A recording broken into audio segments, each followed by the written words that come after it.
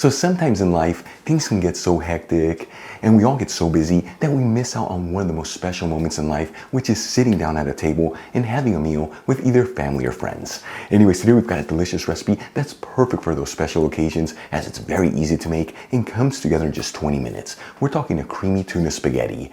Now, not only is this pasta dish absolutely delicious, but it's made with the most basic ingredients, folks. We're talking no tricky techniques, no special equipment, just simple hometown cooking that's gonna fill your body with so much goodness. Let's begin by filling a stock pot with some cold water. You wanna go to a little over the halfway point. Then we'll season generously with sea salt and heat it with a high heat.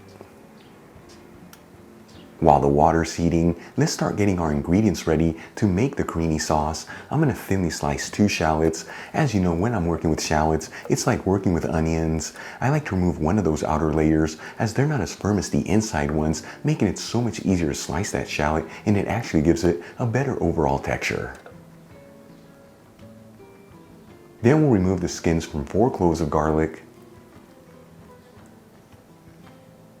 and roughly chop the garlic. For this recipe, you don't want to finely mince the garlic. You want to have larger chunks of garlic in there, as with the technique we're going to cook it in, if the garlic is cut too small, it can easily brown, which will give it a bitter flavor, and by having bigger chunks of garlic, it gives this dish a beautiful pop of garlic goodness. Then we'll grab a handful of fresh parsley, finely chop it,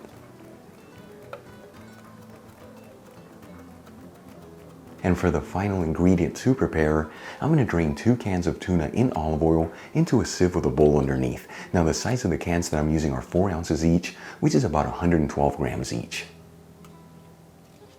And we'll gently flake the tuna to remove any of the excess olive oil. And like I always tell you, you just want to do this for a couple seconds. If you overmix it, that tuna can easily dry up. For the next step, I'm going to grab a large nonstick fry pan, and we'll heat it with a medium heat. Now, I'm not gonna add any fat into the pan right now. We're just gonna heat that surface. That way, once we start cooking the spaghetti, the pan's gonna be nice and hot, and we can immediately begin to make that cream sauce. That way, both elements come together at the same time. However, if you prefer, you can start cooking your sauce beforehand. All right, let's move back to the stock pot. As you can see at this point, that water has came to a boil, so it's time to add in the pasta. Once again, for this recipe, I'm gonna be using spaghetti, but you can use whatever type of pasta you like, though thinner noodles do work better with this sauce. I'm going to grab 8 ounces, which is about 225 grams, and we'll add the spaghetti into the boiling water. And using a spatula, we'll start moving that spaghetti around. You know, as it starts cooking, it's going to soften up. That way, eventually, all the spaghetti is going to fit inside of the stock pot. It just takes about 20 to 30 seconds of mixing it continuously. And we're going to cook the spaghetti until it's perfectly cooked al dente, which is about 9 minutes in my case. At the same time we're cooking our pasta, let's start cooking our cream sauce. So once again, both elements can come together at the same time. I'm going to add in 2 tablespoons of extra virgin olive oil into the hot fry pan, which is 30 milliliters. And immediately adding the sliced shallots and the roughly chopped garlic. And you want to make sure to mix the ingredients around continuously, that way they all evenly saute.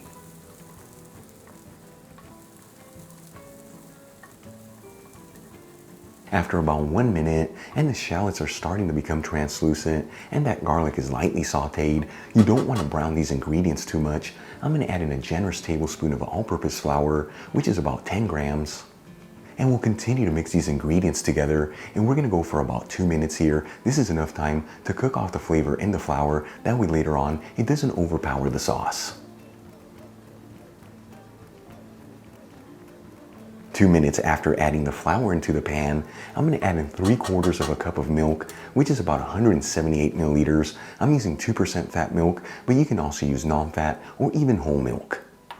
And we'll also add in 3/4 of a cup of vegetable broth, which once again is about 178 milliliters. And we'll continue to mix this continuously until we end up with a beautiful creamy sauce, which takes between 4 to 5 minutes.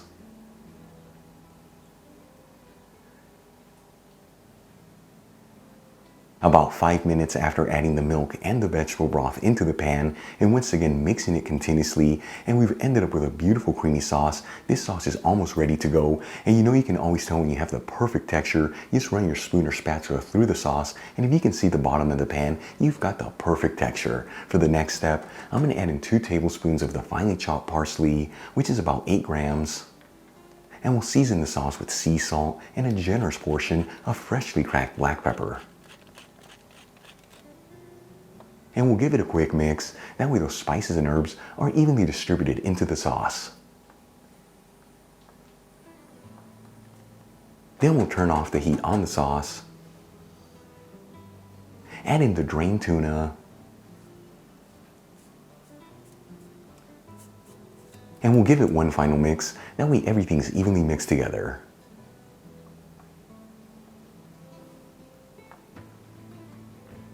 Alright, let's move back to the spaghetti. It's been exactly 9 minutes since I added it into the stock pot, and in my case it's perfectly cooked al dente, so make sure to check the package instructions in the pasta you're cooking, that way you don't overcook it. I'm going to grab the spaghetti directly from the stock pot and start adding it into the fry pan with the sauce. And you know it's okay if a little bit of that starchy water goes into the sauce. It's actually going to help thin out that sauce, that way it doesn't dry up.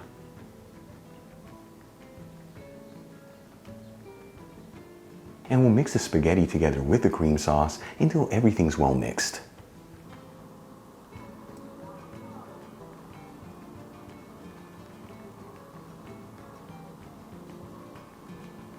Once everything is well mixed, I'm going to transfer some of our creamy spaghetti into a shallow bowl.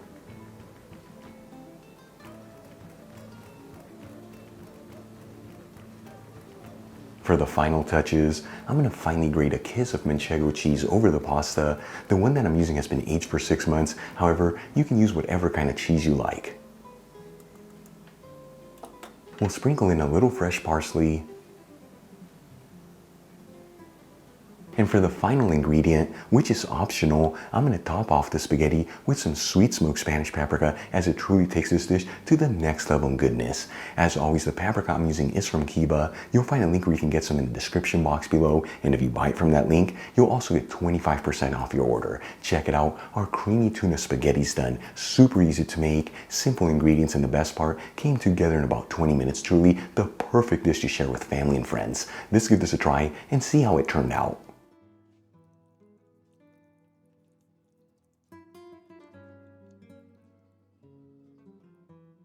So as you know, or probably don't know, I'm a huge fan of pasta and canned tuna. So this dish right here is truly a double dose of goodness. Here we go.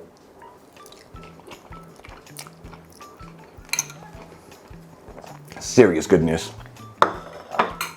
So many beautiful flavors. It truly is a dish to get so excited about. You have that creamy texture and the flavors, all of them combined, out of this world good. You know, like I told you, the sweet smoked Spanish paprika is optional. I just love paprika, and in my opinion, it truly takes this pasta dish to another level of goodness. You saw this, very easy to make, comes together in about 20 minutes.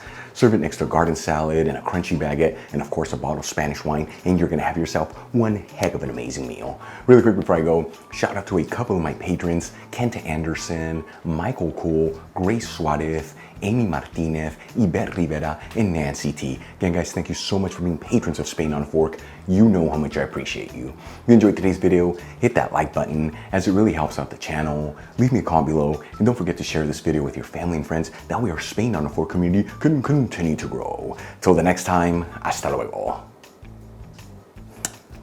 Everything got better than that. Hasta luego.